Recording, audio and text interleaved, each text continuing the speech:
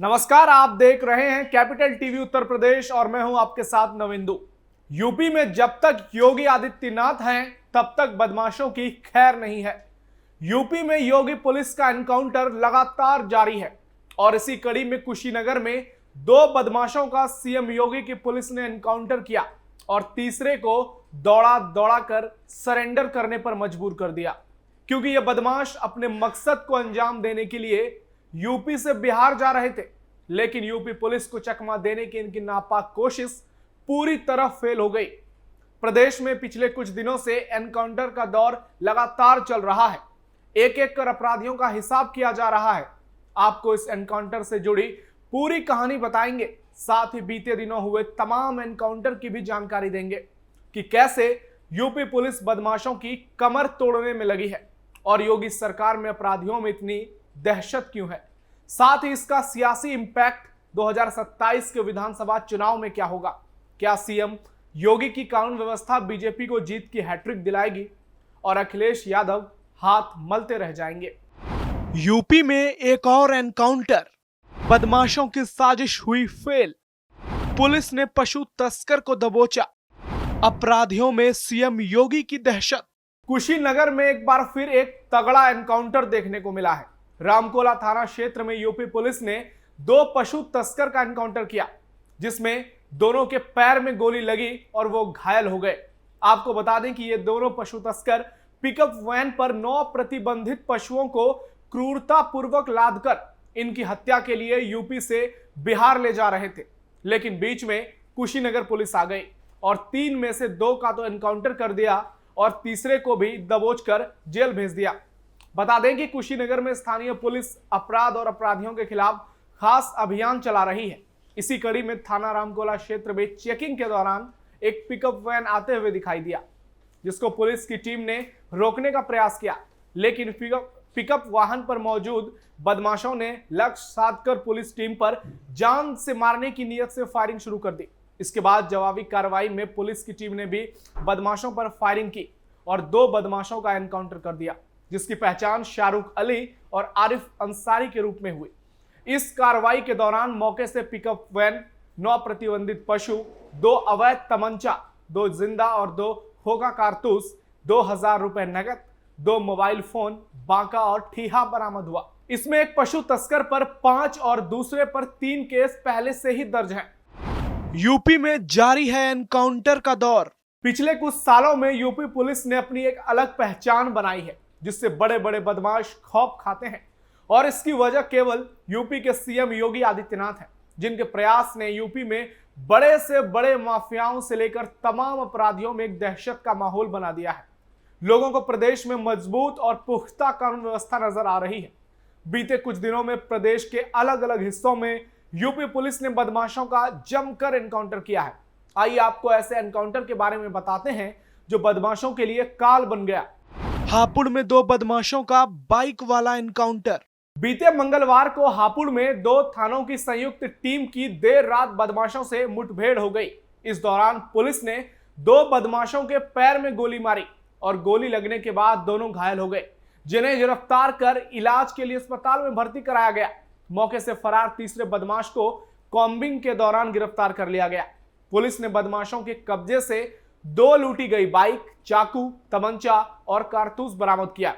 Police ने जानकारी देते हुए बताया कि मंगलवार की देर रात वाहनों की चेकिंग के दौरान बाइक सवार 3 संदिग्ध आते दिखाई दिए। पुलिस ने चेकिंग के लिए बाइक सवारों को रोकने का प्रयास किया तो उन्होंने अपनी मोटरसाइकिल और तेज गति से दौड़ाने लगे, जिसमें उसकी मोटरसाइकिल फिसलकर गिर गई।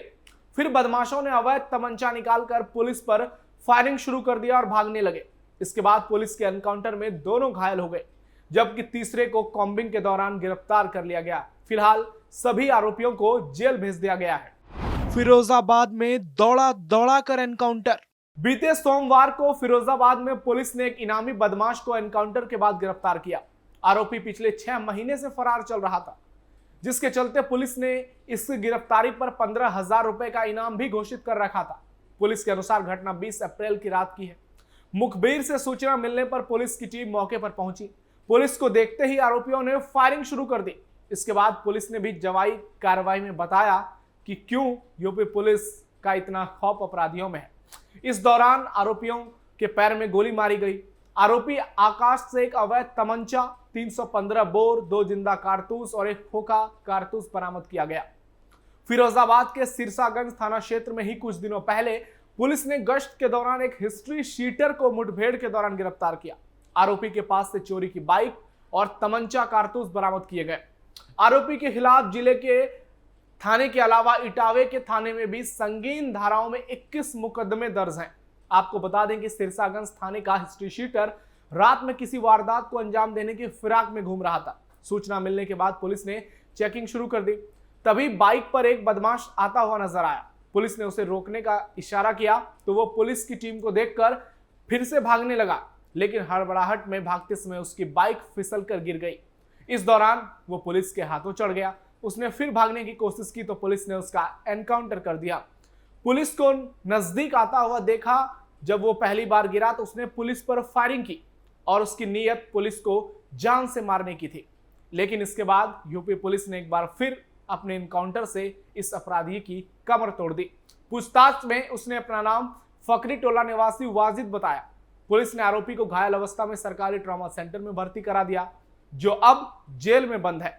आरोपी के खिलाफ गैंगस्टर, चोरी, लूट, डकैती, मारपीट, जानलेवा हमला और अवैध असलाह संबंधी गंभीर धाराओं में कुल 21 मुकदमे दर्ज हैं, जो कि फिरोजाबाद और इटावा के थानों में दर्ज हैं। आजमगढ़ में हत्यारा का एनकाउंटर। आजमगढ़ में बीते 28 मार्च को अश्विनी नाम के एक युवक की हत्या की गई। इस मामले में 2 लोगों की गिरफ्तारी हुई। जांच में 10 आरोपियों के नाम सामने आए थे, जिसमें से 2 आरोपियों का 20 अप्रैल को एनकाउंटर किया गया। कार्रवाई के दौरान पुलिस ने आरोपियों से भारी मात्रा में हथियार बरामद किए। 28 मार्च को आरोपियों ने 32 साल के अश्विनी चौहान की निर्मम हत्या कर दी। मृतक की मां ने 29 मार्च को थाना जियनपुर में केस दर्ज कराया, जिसमें गांव के मैकू उर्फ रामचंद्र यादव और गौरव सिंह पर हत्या का आरोप लगाया। वहीं जांच में 10 अन्य आरोपियों के नाम भी सामने आए। इसमें से शिवम यादव और अमित यादव पहले ही गिरफ्तार हो चुके थे।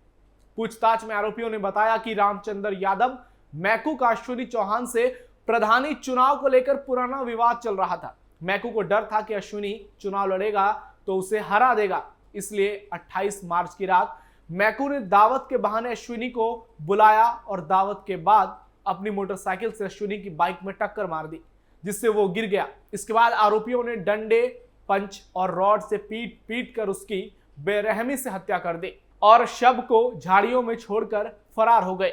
इस मामले में पुलिस के एनकाउंटर के बाद कई राज खुले और फिलहाल सभी आरोपी जेल में बंद हैं। अपराधियों में योगी पुलिस का खौफ। ऐसे एक नहीं सैकड़ों उदाहरण हैं जब यूपी पुलिस ने बदमाशों का एनकाउंटर किया और प्रदेश की जनता को भरोसा दिलाया कि राज्य में कानून का ही राज स्थापित होगा, न कि किसी अपराधी, माफिया या फिर गैंगस्टर का।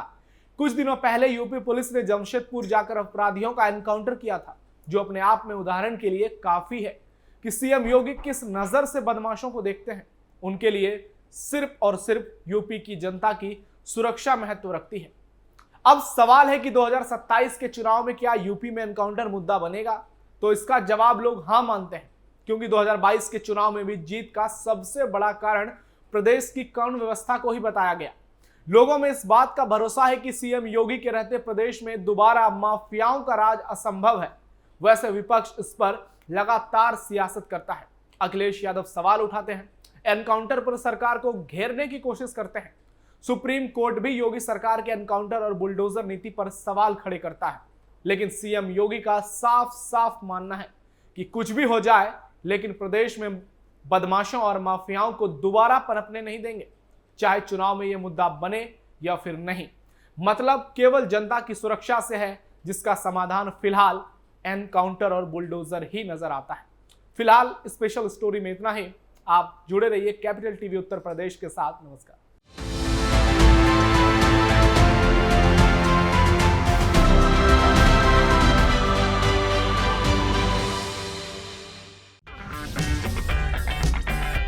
अगर आपको हमारा वीडियो पसंद आया हो तो इसे लाइक करें, हमारे चैनल को सब्सक्राइब करें और हाँ, बेल आइकन दबाना ना भूलें, ताकि आप तक हमारे वीडियो की नोटिफिकेशन पहुंचती रहे। आप अपना सुझाव हमें कमेंट बॉक्स में दे सकते हैं। हमारे साथ जुड़ने के लिए शुक्रिया।